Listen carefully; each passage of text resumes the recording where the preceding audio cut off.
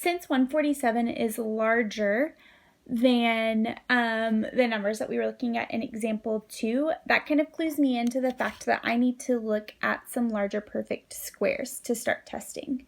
So when I divided 147 by 49, I found that it was equal to 49 times 3. So that was the combination that I wanted to use. So if 147 equals 49 times 3, I can do that little substitution. And then we have that x cubed coming along for the ride. And 49 is the same thing as 7 squared. So we have 7 squared times 3x cubed. And remember, I like things underneath square roots and squares. So I want to rewrite this x cubed using an x squared as x squared times x.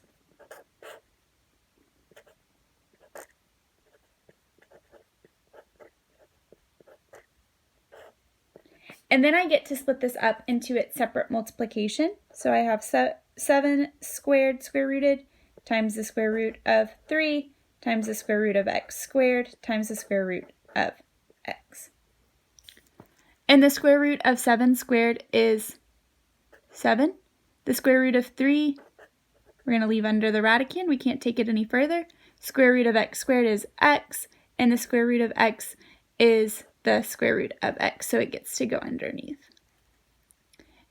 And we're dealing with square roots, so we have this plus minus.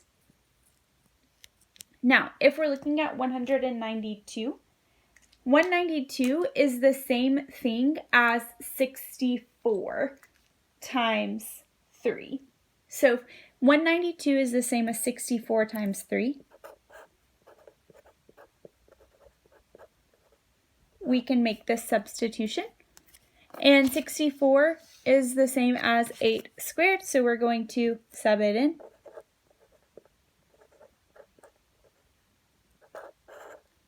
And then we can separate our factors into their separate multiplications. So we have the square root of 8 squared times the square root of 3 times the square root of x squared. And the square root of 8 squared is just 8. The square root of 3 is the square root of 3. And the square root of x squared is x. So we have plus or minus 8x root 3 as our simplified form. And then when we look at 405x square rooted, we can notice that 405 can be divided by 81. So we are going to rewrite this as 81 times 5 times x. And 81 is the same thing as 9 squared. So we're going to sub it in.